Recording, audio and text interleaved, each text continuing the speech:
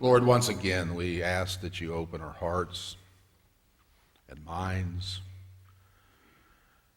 by the power of your Holy Spirit, so that as these scriptures are pondered upon and your word proclaimed, we may indeed hear with joy what you have to say to us this day in these words. We ask it in your Son's name. Amen. Some years ago, a writer wrote a little book, and in the book she included two quotes that struck me very strongly. One of the quotes were from, both of them were from young men who would later become very famous and affect millions of lives. But at this time, they were unknown. And she quoted them from their youth. And the first one said, "Union with Christ imparts an inner elevation, comfort and affection, tranquil reliance, and a heart which opens itself to everything noble and great.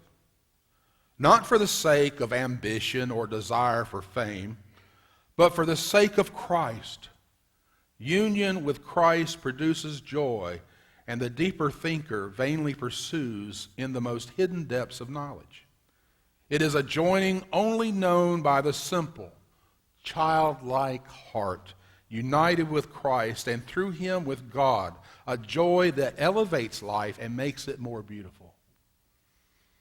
Aren't those beautiful words? And then the second one, who wrote words of cynicism and negativity. He said, I think I believe in no religion. There's absolutely no proof supporting any of them. From a philosophical standpoint, Christianity is not even the best of them. All religions would say, mythologies, to give them a proper title, are just insecure inventions of man. Christ just as much as Loki.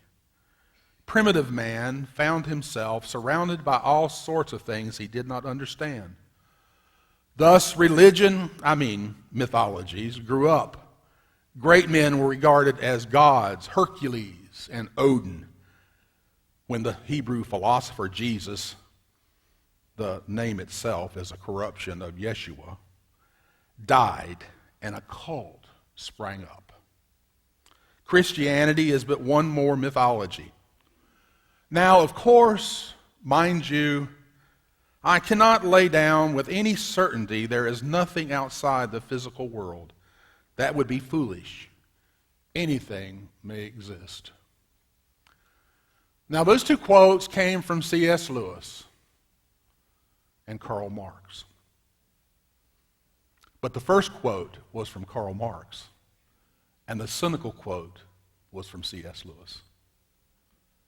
So over time, people change. Many years ago, advertisers learned that all they had to do to catch our attention in the United States and get us to pay close attention to their advertisement or to their commercial was to put just a little heart into it. Just a little heart. So Chevrolet became the heartbeat of America. Ohio is in the heart of it all. Now, I don't know what the "it" is, but it's supposed to be in the heart of it all.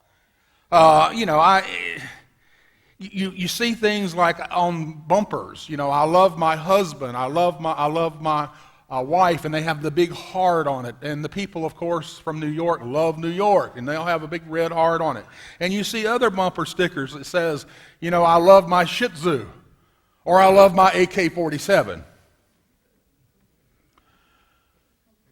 Now, most of the postmodern psychobabble focused on creating the happy heart is just warmed over, self-indulged, positive thinking hubris from the 60s and 70s. You remember when nothing but fluffy clouds and rainbows and unicorns and happy thoughts were allowed? Who of us can remember Bobby McFerrin in 1988? What did he sing? Don't worry, be happy. In other words, it doesn't matter if your life is falling apart, your life is an eternal wreck, the world is crumbling. Don't worry. Be happy. Be happy. Just screw up some happiness. Well, wrong.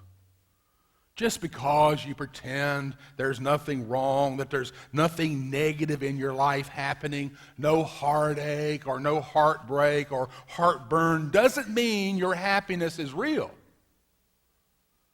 Pretend happiness is not happiness.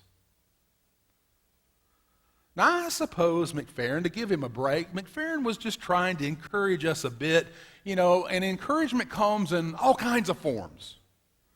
For instance, a minister in a little country church had been having trouble, you'll never believe this, but he was having trouble with the low collection for months. And he preached on tithing. He preached on giving. He preached on gratuity. He preached on from where your treasure is, there is your heart also.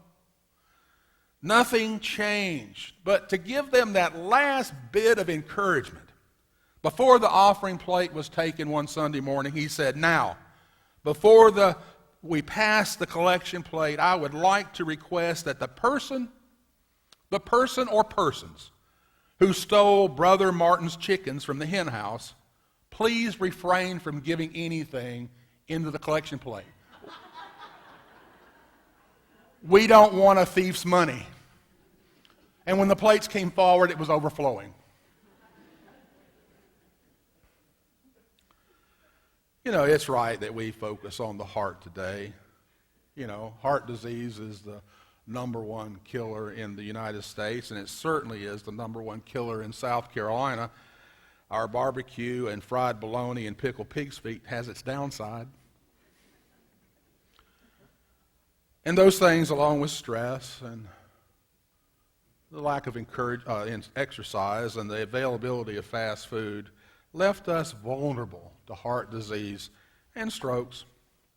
But there are other issues about the heart.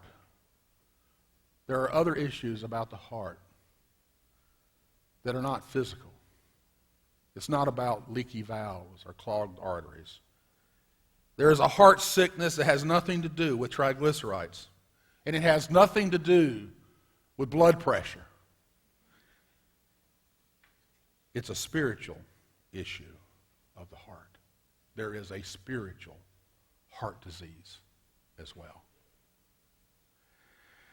It was a peculiar time for the Christian church when the Apostle Paul wrote this second letter to the Corinthian church, and his relationship with that church had deteriorated considerably since his first letter to them, and he had visited them and then refused to go back because he was afraid he was going to be terribly disappointed to meet with them again because they had strayed from doctrine. They had filled their lives with unethical issues and things, and he just decided he wasn't going to go back. And it seems that he wrote a second letter that we don't have.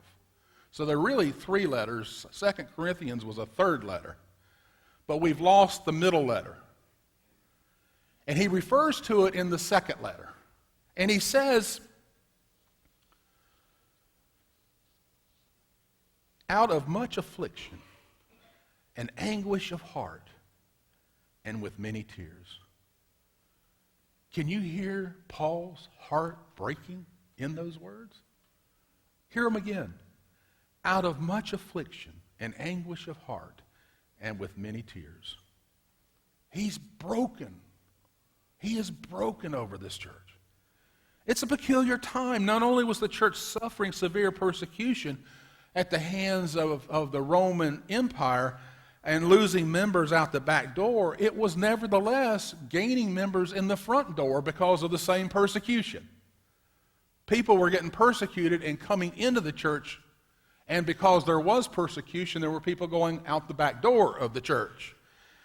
And there, in between those two things, there are a lot of Christians dying for their faith. And Paul begs them. He begs them to maintain the faith, to hold on to the cross of Christ, to take heart.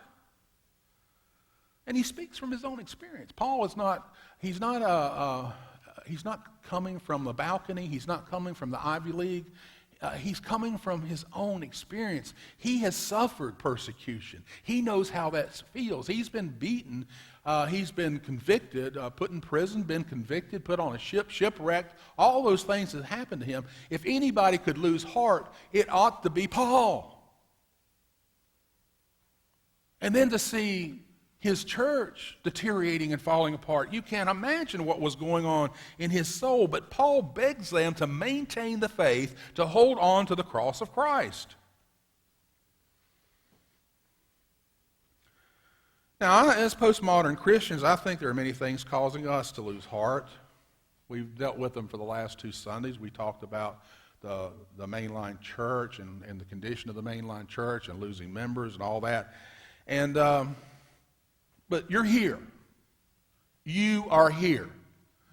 And you see others heading off for the weekend football game or the weekend mini vacation or another long weekend away or a leisurely weekend at the beach. You see the casual commitment to the finances of the church. You see the able-bodied serving less and less. You see those being less loyal and less committed as the years go by. You would love to have a long weekend too. You would love to have a leisurely long weekend as well. You would like to go to a sporting event as well. But you believe that worship is important. You believe that teaching Sunday school and attending Sunday school and becoming better disciples for Jesus Christ is important.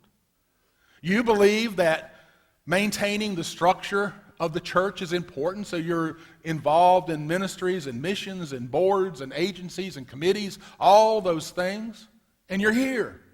And I thank God for you.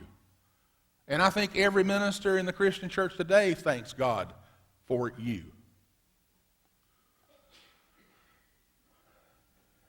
While others may play church, you are church. And I'm grateful. But I know how discouraging it gets. Much of the heart sickness today, I think, is from fear. We're afraid of the streets where violent crime seems rampant. We fear our neighborhoods where neighborhood watches and security cameras and bright lights have not deteriorated crime. We fear the world that allows groups like ISIS to go around and kill people and lop off their heads and do whatever they want to do. And it seems like they're doing it without any punishment or any fear. And we fear our world has been so mistreated and misused through the centuries, the ecosystem is just not going to recover, so we fret about that as well. And what's stoking our fears, I think, too, is a sense of distrust. We don't know who to trust. We don't trust the information that's coming to us. One ecologist says this and another ecologist says that. It's global warming over here, and that's a lie. There's no global warming over there. So who do you trust? And then the stuff that comes out of Washington, you have one party saying this and another party saying exactly the opposite. Both of them can't be speaking the truth.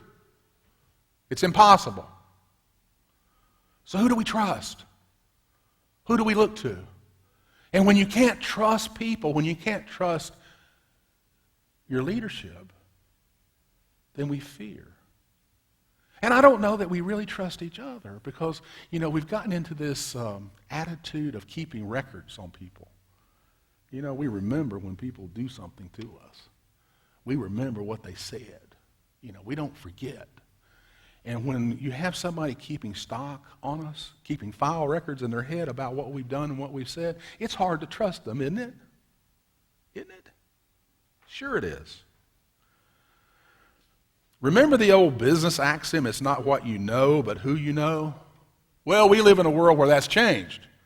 Because it's not who you know, but what you know on who you know. that gets you ahead. And I think we also fear because we've lost confidence in ourselves.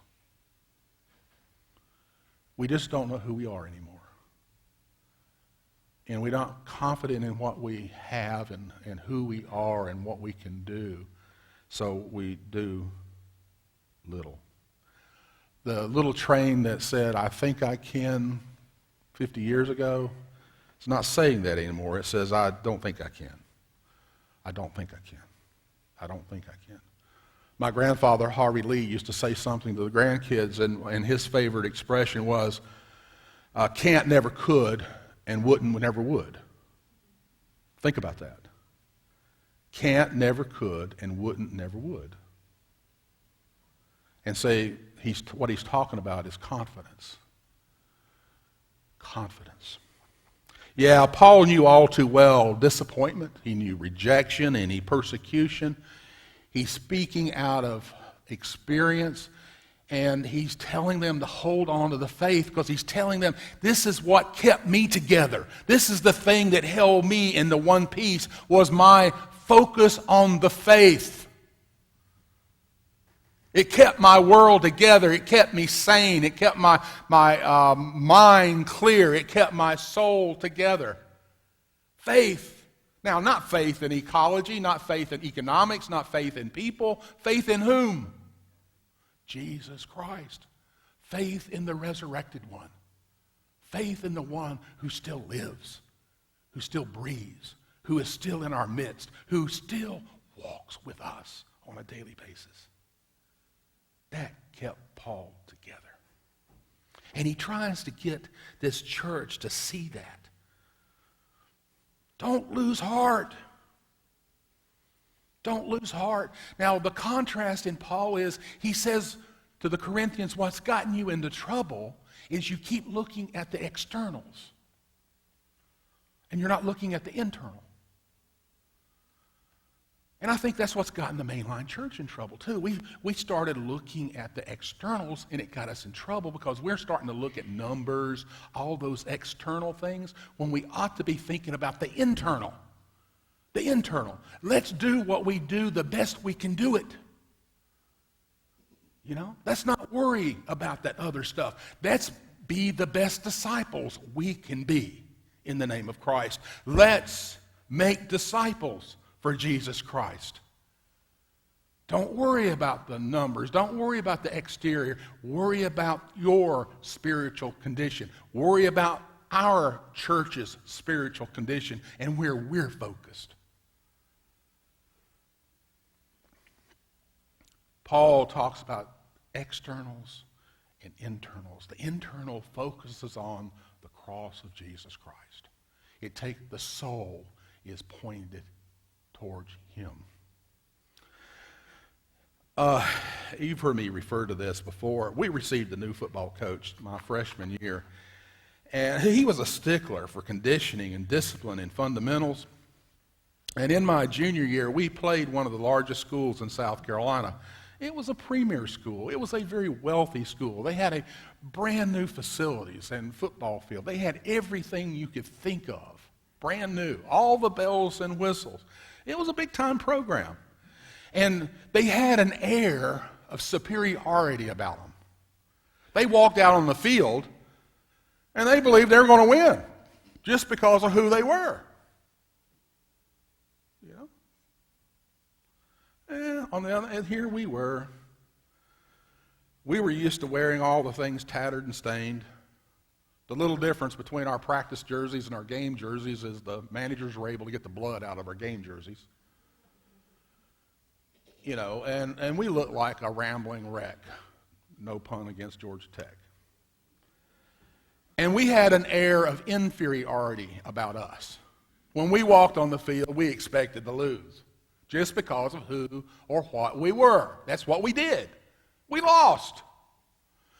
But this coach was different. He knew the culture, the sports culture there at Union. And when he came in, he got the Block U to raise funds, and he got private donations, and he bought the best equipment money could buy. We had helmets that was clear shelled helmets with the yellow jacket deep down inside, white helmets, and they glittered in the light. We had top-notch uniforms, collegiate uniforms. We had pro-style shoulder pads. I mean, it was incredible what he purchased for us. And when we walked out on the field, we no longer had that air of inferiority anymore. Well, on this particular year, we were undefeated, and this high school was our first real test. But the old grabbed a hold of us quickly. We got on the field, although we looked as good, if not better, than they did. The old culture, heart culture, struck. And we looked around and we thought, oh, they've got 90 players on our team. We have 24. They're going to win. We're going to lose. Halftime, we were down 21-0. And we went into halftime, and we expected Paul Love to do what he always did, kick things, throw things, be profane. Didn't. Very calm. He looked us in the eye. He said, forget about that scoreboard. Forget about it. That's not important. Scoreboard's not important. That's an external thing. Not important. You remember the fundamentals. You remember all the sacrifice you made to get to this point, all that running, all those physical things you did, the push-ups, the sit-ups. You remember the instruction we gave you, the techniques we gave you to play your position. And you play for each other. You play as a team. Forget the fans. You play as a team and you play for each other. And he walked out the door. We were dumbfounded. We're down 21-0. He didn't scream and he didn't cuss. And we just kind of got together, our heads together. And somebody, I don't know who it was, said in our little cubby, said, let's do it. Boom, we were out there. They kicked off to us. We returned to kick off for a touchdown, 21-7. We kicked off to them. They fumbled on the kickoff. First play, we scored, 21-14. We kicked off to them again. Next play, intercepted a pass, ran it down to the 5-yard line. One play later, it was 21-21. A minute and 10 seconds off the clock. 21-21. We won the game. They never scored again. The point is, he was able to take us from looking at all the externals out there on that field that told us that we're supposed to lose this game, and got us looking inside to the internals, to the investments we made, to the techniques, the fundamentals, all those things. And we went out there and did what we were supposed to do. And I think that's a great lesson for the church. Great lesson for the church. We got to get the internals correct. We got to get the internals right. Let's look at the fundamentals, the techniques. Let's look at the risen Christ. Let's focus in on the risen Christ and put him in the center of our lives. And if he's in the center of our lives, then he's going to be in the center of our church.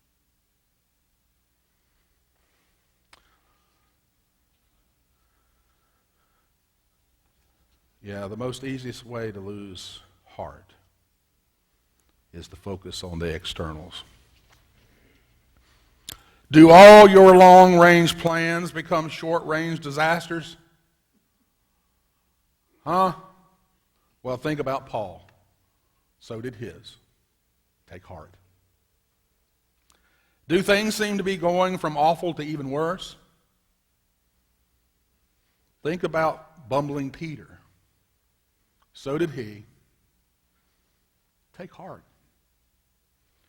Do you feel you have very little to show for your efforts? Well, after 3 years of ministry and mission, Jesus only had 11 people to show for his 3 years of ministry and mission. So take heart. Do you feel you're carrying the weight of the world on your shoulders? Remember, Jesus did just that. And he carried it up that hill, laid down on it, and took the nails. Take heart. Center on Christ, because become hope for a sin-sick society. The world needs more hearts that encourage instead of discouraging. The world's filled with people, poo-pooers and negativity. Be a voice of hope, of encouragement. The world needs that. The world has enough discouragement. It doesn't need you playing in that sand pit or in that quagmire. I like what William Ward said. Flatter me and I may not believe you. Criticize me and I may not like you. Ignore me and I may not forgive you. But if you encourage me, I will never forget you.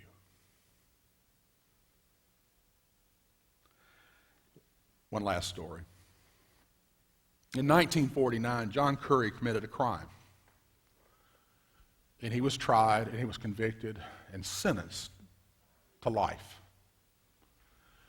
He went to prison and he was a model citizen in the prison. And he got paroled out to a farmer to work off the rest of his sentence on the outside of the prison. And for his efforts, he did the farming. And he had a little camper he lived in that had no water, no electricity. He bathed in a horse trough. And at the end of the 10th year, the farm owner, received a letter that Curry had been pardoned completely. But the farmer hid the letter. And Curry worked on for another 10 years. And then the farmer died. And Curry just worked on, doing what he had always done. Raising vegetables, sustaining his life, living in that little camper. 30 years passed when a parole officer heard about Curry. Going through the files, he discovered all this. And he heard about Curry still being out there on that farm. And he went out there and showed Curry a copy of the letter. And Curry said, "You mean I've been free all these years, but I've still been living and acting like a prisoner?" And the parole officer said, "I'm sad to say, yes." I sometimes wonder if this is not how many church goers are today.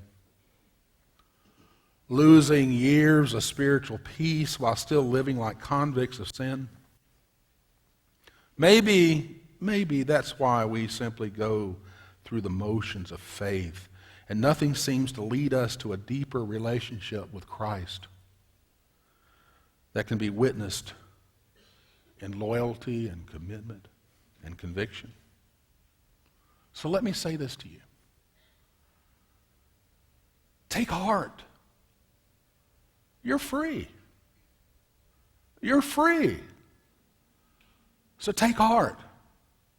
I don't want you to entertain me for just a second. I want you to turn to the person beside you and say, turn to your left. If there's nobody there, that's okay. Turn to your left and say, "You're free." All right? Now turn to your right and say, "You're free." Okay. Now let us say together, "We're free." Take heart. Be encouraged. You are free. Amen.